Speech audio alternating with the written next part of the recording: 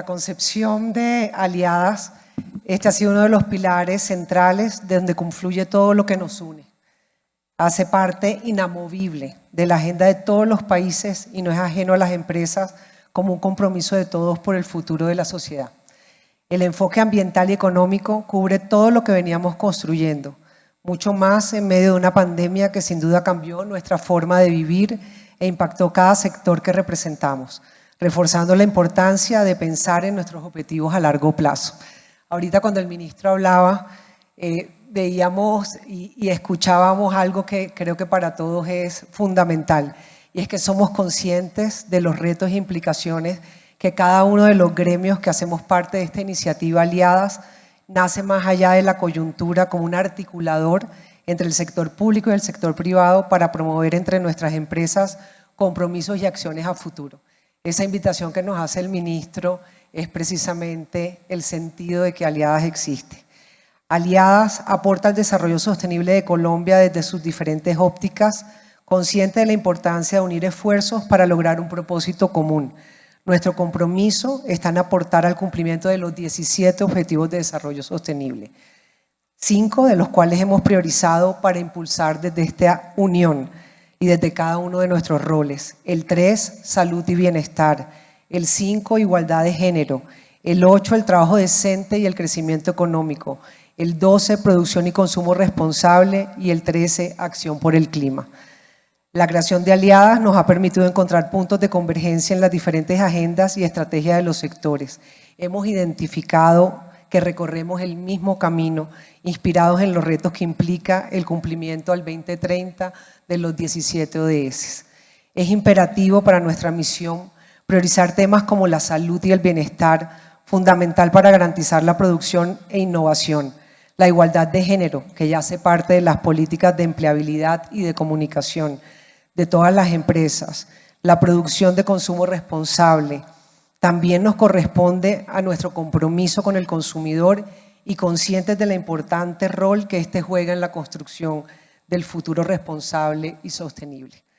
Estamos convencidos que a través del trabajo articulado entre los sectores público y privado se podrán crear estrategias y poner en marcha acciones que permitan el desarrollo económico, social y ambiental de los países, como es el caso de la Estrategia de la Acción Climática de Largo Plazo, E2050, presentada por el gobierno colombiano en la COP 2026.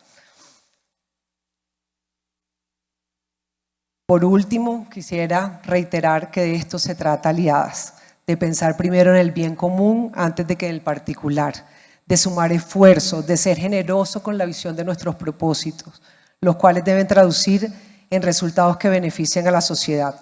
Colombia ha asumido un liderazgo, como nos contaba el ministro de Medio Ambiente, frente a los objetivos de desarrollo sostenible.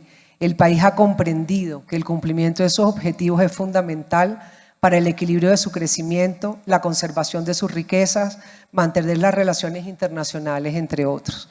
En este panel vamos a analizar desde las diferentes perspectivas los retos y oportunidades y la capacidad del país para cumplir las metas en cuanto al desarrollo sostenible. Transición energética, consumo responsable en los tiempos establecidos y teniendo en cuenta principalmente todos los factores que pueden influir en el proceso. Para abordar las sostenibilidades de los ODS con foco en aquellos que son el eje de nuestra gestión, es un honor moderar la conversación de hoy y presentarles a nuestros panelistas. Muchas gracias.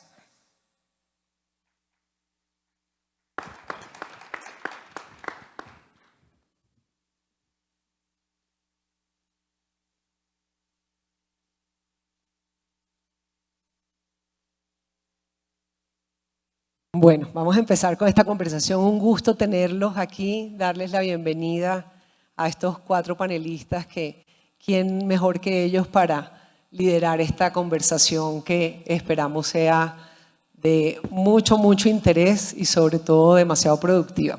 Entonces quisiera comenzar con Sara Ferrer como cabeza del PNUD en Colombia y quien viene liderando todas esas alianzas de la público, privadas y de la sociedad civil. Sara, queríamos preguntarte, ¿cómo consideran desde el PNUD que se puede dar esa sostenibilidad de ciudades, de la misma sociedad, teniendo y articulando con un punto muy importante que es la equidad de género. ¿Cómo ves ese desarrollo y los avances de Colombia en ese sentido? Muchas gracias aliadas por esta amable invitación y a mis estimados panelistas. Como lo decía el ministro, los ODS, la Agenda 2030 es un compromiso global y un compromiso al que Colombia le ha apostado todo. Y sin duda no lo vamos a lograr sin tener un enfoque de género, porque somos el 50% de la población. Entonces, tenemos que pensar en lógicas de equidad de género si queremos avanzar en esta agenda y que nos llegue a todos. Quizás desde el PNUD, muy prácticamente, quería compartir 4 puntos. El primer punto, cuando se construye de comunidades, de ciudades, de la base, es a partir de una lógica de generar ingresos y oportunidades para las mujeres más vulnerables. Yo quería compartir con ustedes, por ejemplo, la necesidad de formar a las mujeres más vulnerables para que puedan participar y así ser más independientes. Con la Alcaldía de Bogotá, por ejemplo, hemos tenido todo un proceso, sobre todo pospandemia, porque la pandemia no impactó de la misma manera a todos, especialmente a las mujeres. Este impulso de reactivación económica con la Alcaldía de Bogotá se fortalece a partir de este enfoque de género, en el cual hemos trabajado con 1.080 mujeres, no solamente en el cuidado de la ciudad y en creación de empleos verdes, sino que son ellas las que están cuidando los jardines y generando empleo.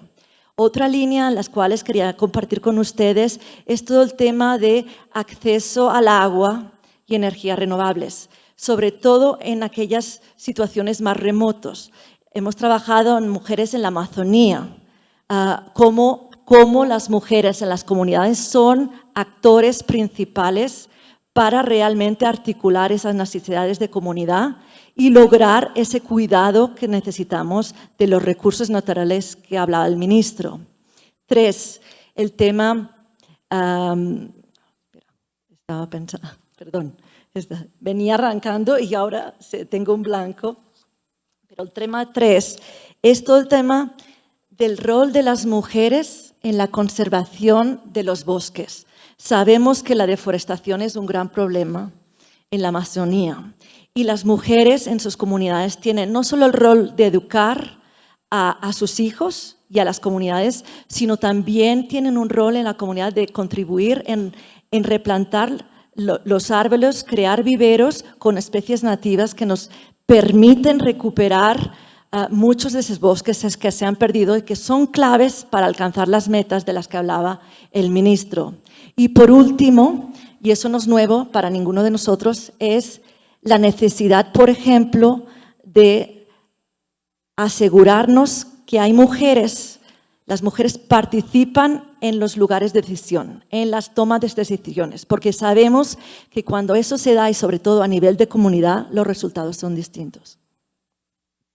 Muchas gracias, Sara. Y yo creo que esa reflexión también es la que nos lleva a la siguiente pregunta, que es para Andrea Pradilla, que como saben es quien está enfrente de lo que es el reporte de sostenibilidad del GRIC, Andre, y de verdad es muy importante, retomando no solamente pues lo que nos decía el ministro, sino también lo que explicaba Sara, ¿cómo ves dónde confluye todo ese trabajo desde el sector privado?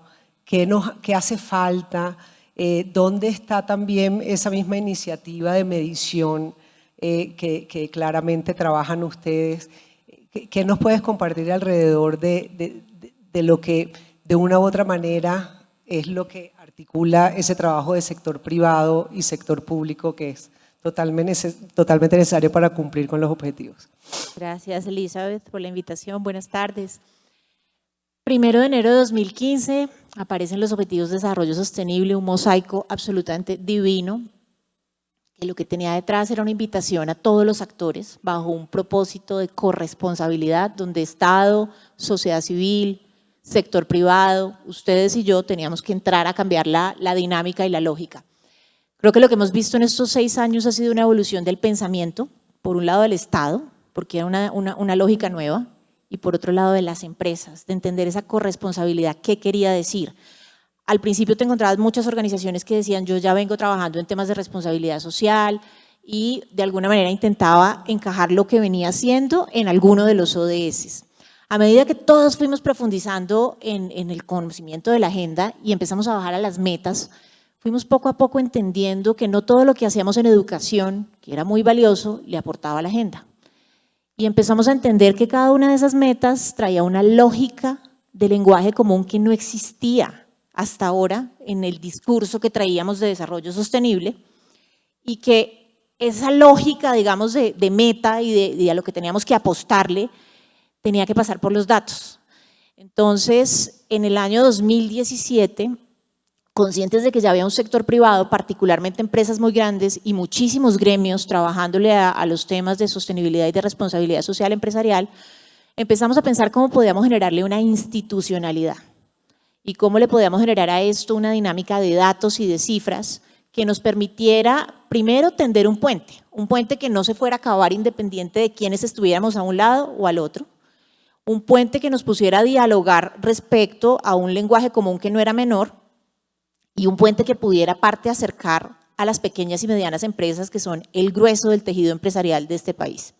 Y así nació el SDG Corporate Tracker, que es una alianza entre el Global Reporting Initiative, el Departamento Nacional de Planeación y el PNUD, Business Call to Action, donde llevamos 4 años, nace en la administración anterior, está en esta y confiamos que esté en la siguiente, donde se reconoce una cosa importante y es el rol del sector privado en el desarrollo, algo que parece menor, pero no lo es, y se necesita el sector privado para alcanzar la agenda y parte del entendimiento de que el sector privado se hace responsable de sus impactos positivos y negativos, pero que al mismo tiempo ese contexto incide en la habilidad del sector privado de capturar y retener valor empresarial y que hay una relación de doble vía entre una cosa y la otra, pero que la íbamos de alguna manera a despolitizar, si se quiere, y la íbamos a manejar desde los datos. En este momento, el SDG Corporate Tracker tiene más de 600 empresas registradas, 50% de ellas son empresas grandes y el otro 50% son pequeñas y medianas. Y cuando uno entra a mirar los datos, en género nada más, en estos días salió que el porcentaje de mujeres en juntas directivas en Colombia es del 18.6%, el agregado general. Cuando uno mira las empresas que están en el SDG Corporate Tracker, el porcentaje pasa del 18 al 30%. Es decir, las empresas que empiezan a trabajar la sostenibilidad del lenguaje de los ODS como un todo, saltan de manera inmediata. ¿Cuál es el siguiente reto para una iniciativa como el Tracker? Empezar a mirar, por ejemplo, cómo vamos a acompañar esas digamos que, llamados que han hecho las empresas a hacer pues, emisiones cero, que es un reto gigantesco. ¿Y eso qué quiere decir, por ejemplo, para las cadenas de abastecimiento, para las pequeñas y medianas empresas? Y cómo se puede hacer ese acompañamiento desde las cifras, por supuesto, pero usando las cifras como punto de partida para blindarnos con respecto a dónde nos vemos como país de aquí al 2030. No de aquí a, lo digo, estando como organismo internacional, no de aquí al 8 de agosto, de aquí al 31 de diciembre del 2030, ¿dónde nos imaginamos ustedes y yo? Entonces, la apuesta de los ODS para mí, digamos que sobrevivió del gobierno anterior a este, no porque los ODS sean bonitos, sino porque es un lenguaje en el que se pusieron de acuerdo 193 países y que el sector privado ha apropiado, que la sociedad civil ha apropiado y que los consumidores cada día están apropiando más. Más adelante confío en que podamos abordar, porque también sé que lo vamos a mencionar acá, pues dónde está la discusión de la inversión y del mercado de capitales y de la banca en todo esto, porque no solo basta que haya una agenda, unas buenas intenciones, que el sector privado le trabaje a la generación de conciencia, también se necesita que haya un diseño, por un lado de política pública, pero también de incentivos desde el acceso al capital, que permitan que entre todos migremos a tomar estas decisiones que en principio suenan muy bien. No conozco a nadie que lea los ODS y diga no estoy de acuerdo. Pues vamos a acabar la pobreza, seguro. Vamos a trabajar por el cambio climático, ¿por qué no? Digamos que son cosas tan básicas que yo le digo siempre a mis alumnos que eso se parece como a los propósitos de Año Nuevo. Pues ¿quién va a decirle a uno que no? A eso hay que ponerle, sin embargo, un sistema que permita que migremos hacia allá prontamente.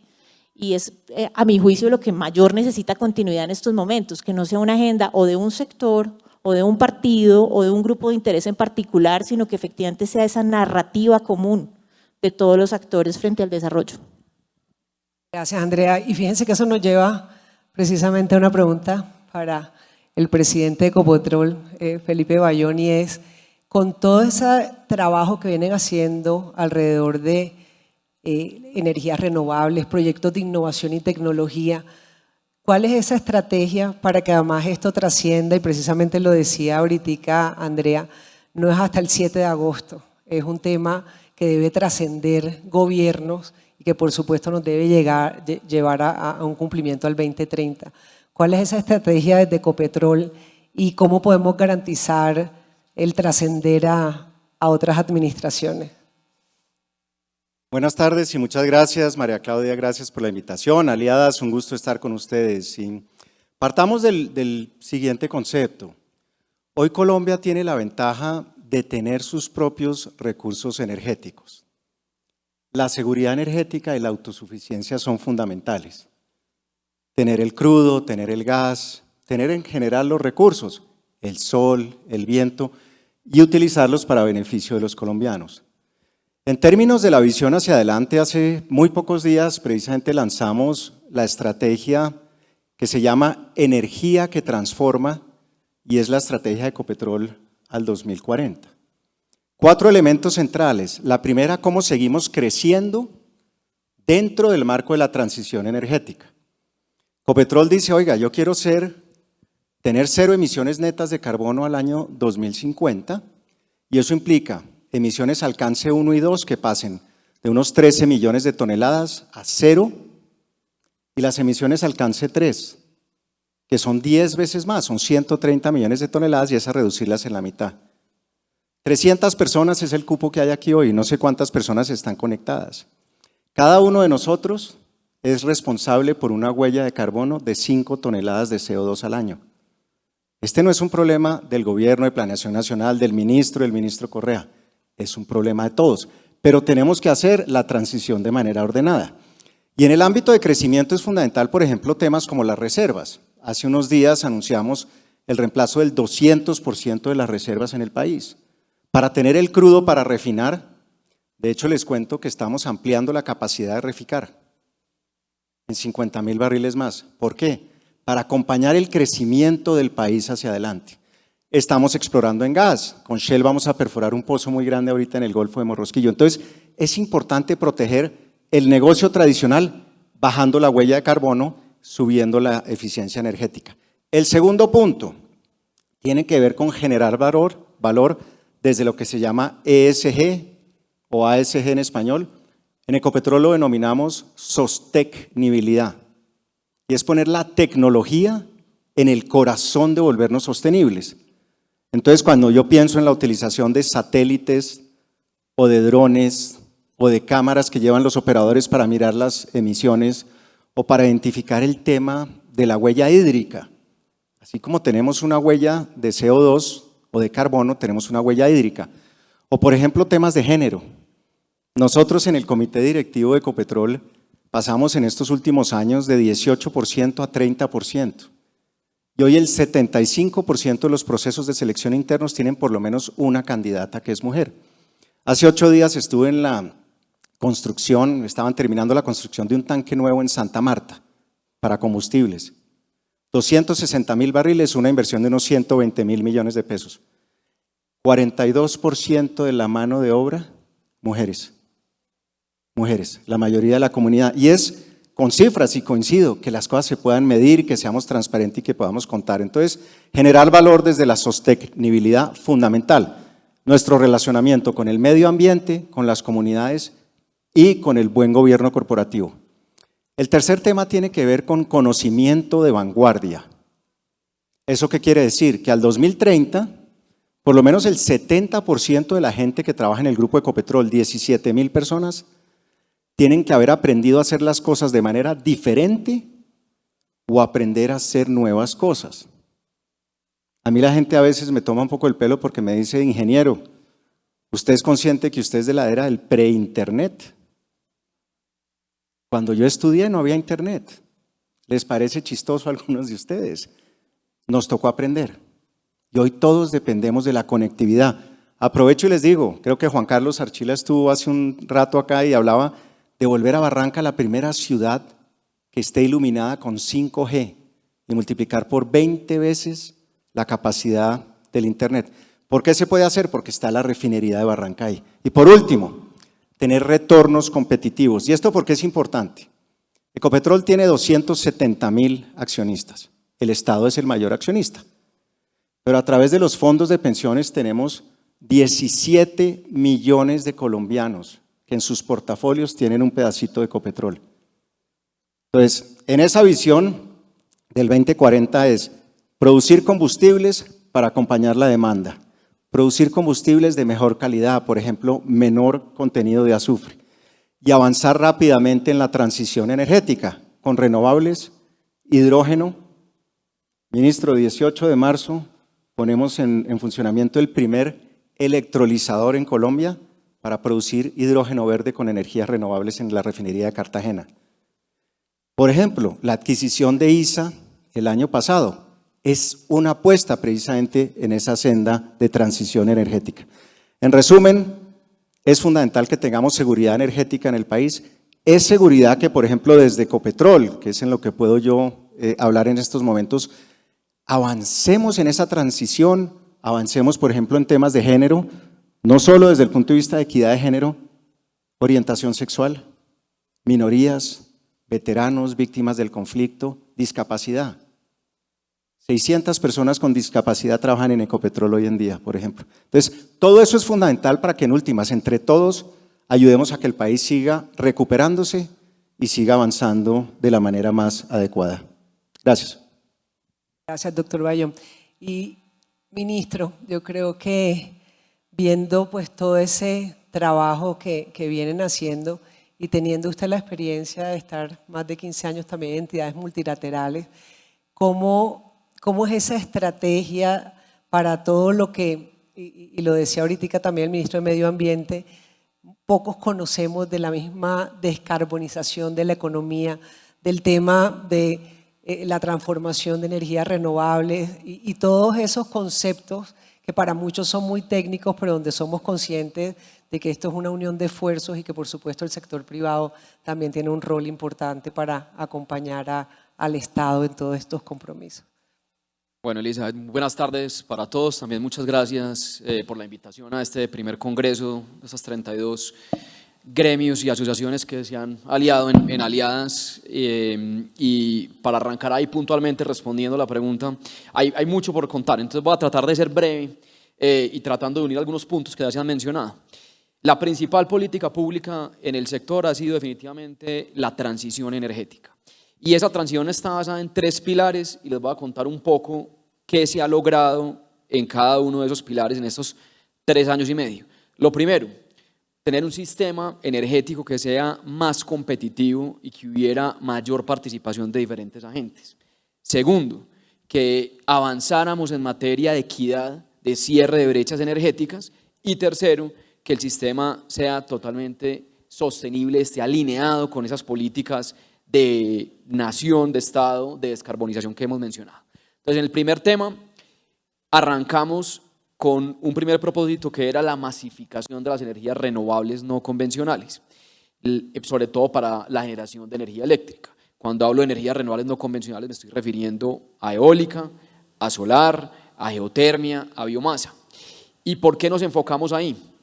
Primero, porque Colombia tiene unos recursos naturales renovables de clase mundial que no estaban siendo explotados cuando llegamos a la administración.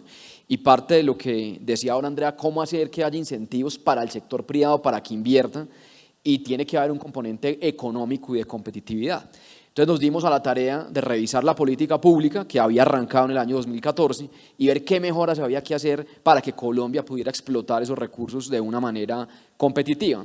Modificamos la ley 1715 en el plan de desarrollo, incluimos incentivos tributarios atados a la inversión en la ley de financiamiento y finalmente consolidamos todo con la ley de transición energética. ¿Qué podemos decir hoy? Hoy la masificación de las energías renovables no convencionales es una realidad. El país pasó de tener 2 proyectos en el año 2018 muy pequeños a hoy tener más de 20 granjas solares en operación entregando la energía al sistema, tener el primer parque eólico de escala comercial con tecnología de punta en 17 años, tener el primer piloto de geotermia, tener la primera planta de biomasa forestal en el Bichada, que le da independencia energética a Puerto Carreño, ser líderes en transición en vehículos eléctricos a nivel regional. Entonces hoy ya hay unos resultados muy concretos y en el materia de competencia logramos también que llegaran empresas nuevas que no participaban en el mercado eléctrico. Ha llegado EDF de Francia, EPR de Portugal, más de una docena de empresas entre canadienses, del Reino Unido y de España. En el segundo punto que mencioné, cierre de brechas energéticas y cobertura, cómo apalancarnos en estas nuevas fuentes para llegarle a esos colombianos que hoy no tienen el servicio de energía eléctrica o de gas. ¿Qué hemos hecho? Nos pusimos una meta muy ambiciosa, llegar a 100.000 familias que no contaban con el servicio. Vamos en 60.000. Esta semana pasada celebramos el usuario, la familia número 25.000 con paneles solares y baterías en el departamento de La Guajira. En los municipios PED, que son los más afectados por el conflicto, ya cumplimos la meta del cuatrenio de llevar la energía eléctrica a 40.000 familias y en gas natural rompimos también la meta hace aproximadamente 3 meses, que era 1 millón de usuarios nuevos con gas natural residenciales y ya tenemos más de 1.2 millones de familias que tienen acceso al gas combustible por redes. Y en el tercer punto de sostenibilidad, pues lo que hemos hecho es posicionar a Colombia como un destino de inversión por la riqueza que tenemos y esto ha sido reconocido por el Foro Económico Mundial, por Naciones Unidas que nos nombró como campeones de la transición energética el año pasado, por el Consejo Mundial de la Energía y así puedo seguir haciendo una enumeración, pero hoy Colombia lo que tiene es un sistema y una normativa con incentivos tributarios y fiscales que lo hacen uno de los países con mayor atractivo para la inversión. Y para cerrar y complementar parte de lo que decía también Felipe, el ejemplo empieza por casa. Que aprovecho, nosotros somos el primer ministerio con un reporte de sostenibilidad con estándares GRI, somos el primer ministerio certificado carbono neutral en el país desde diciembre 3 del año 2021 porque instalamos paneles solares en el ministerio y compensamos las emisiones con bonos de carbono en el Bichada y así seguramente hay historias adicionales que nos están poniendo al sector como pioneros en esta lucha contra el cambio climático. Gracias, ministro. Y nos lleva también a más que una pregunta, creería que es una reflexión y es también mirar, y esta pregunta para Sara y seguramente creo que es una pregunta que también nos podría responder Andrea, ¿qué alianzas público-privadas podríamos destacar en Colombia que reflejen todo esto que ha explicado de manera tan detallada y tan clara tanto el presidente de Ecopetrol como el ministro? ¿Cómo nos das un ejemplo de ese conocimiento en el PNUD, de esas alianzas? Gracias. Quizás quería destacar el SDG Tracker, pero ya lo comentaron, entonces yo voy a apuntarle a dos iniciativas. Una que se lanzó a mediados del año pasado junto con Impulsa, que se llama es el mapa de inversiones en clave ODS.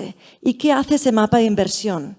Es el SDG Investment Map, en el cual se recoge las prioridades de política pública de este gobierno y se mapea contra las necesidades de desarrollo del país en clave ODS. Y que estamos intentando ver dónde hay necesidad y se cruza una oportunidad de inversión. Hemos identificado 22 oportunidades de inversión en el cual lo que permite este mecanismo es ponerlo a disposición global, en el cual estamos buscando de movilizar capital global de inversión.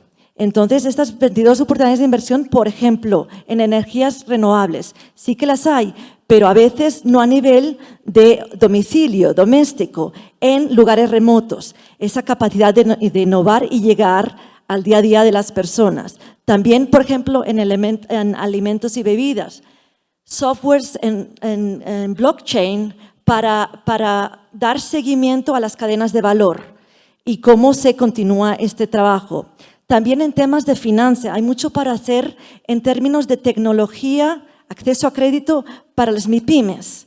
Entonces, estos son ejemplos donde vemos brechas y oportunidades de inversión, ya sea capital global, regional o nacional. Este es un ejemplo claro, impulsado con Impulsa, valga la redundancia. Y luego les quería compartir con ustedes quizás estos estándares que se lanzaron el año pasado, Naciones Unidas, los estándares de medición en clave ODS. ¿Qué quiero decir? Con el sector privado, durante 2 años se trabajaron estándares de medición que se mida a todos por igual y se acoplaron a las necesidades de fondos de inversión, emisores de bonos y empresas, con los cuales vale la pena que se comparen pues, las cosas por igual. Y entonces es una iniciativa que estamos acompañando y lanzando en Colombia, un poco para buscar esos fondos de pensiones que quieren invertir en ODS, que miren a Colombia como una destinación de inversión. Y eso lo que quiere dar es visibilizar todas esas grandes oportunidades que tiene este país de cara a la oferta global. Gracias. ¿Y cómo podríamos, Andrea, redireccionar capital para lograr también desde el sector privado poder contribuir a este cumplimiento? O sea, ¿cómo lo logramos? ¿Cómo ves esas...?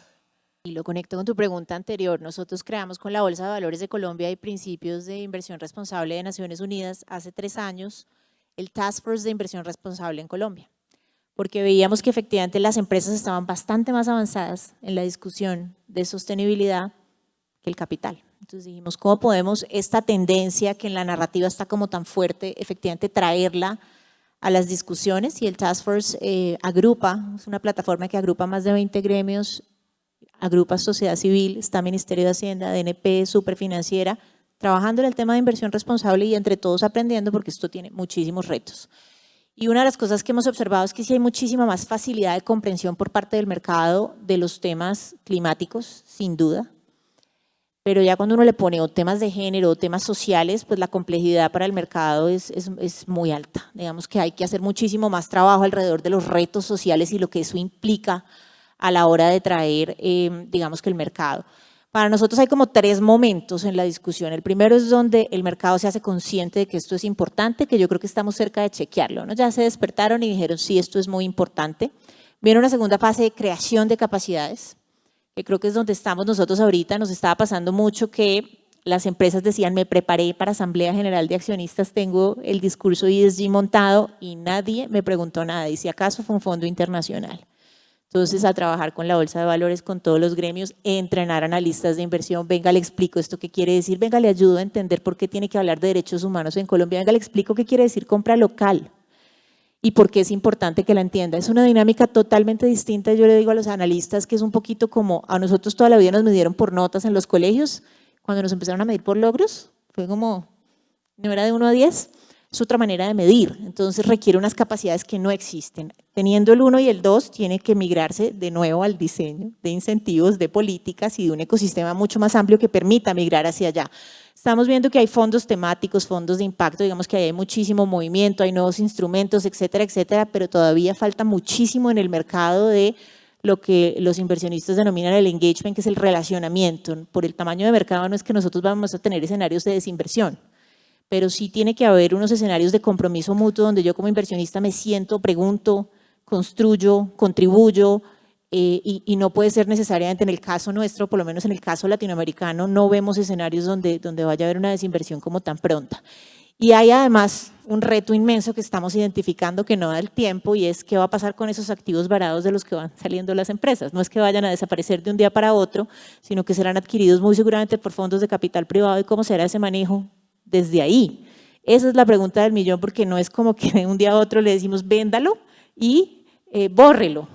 No, eso no va a desaparecer, eso existe, eso es una cosa que usted tiene ahí. Entonces, ¿quién la está comprando y qué manejo se está dando de eso? No es trasladar un problema de un lado a otro, sino entender efectivamente esa transición que quiere decir desde la gestión del activo independiente de quién es el que lo tiene. Entonces, yo siento que ya chequeamos el periodo de hacernos conscientes, pero ahí sí que falta trabajarle y al final Yo soy inversionista y ustedes lo son también porque todos acá tenemos un fondo de pensiones.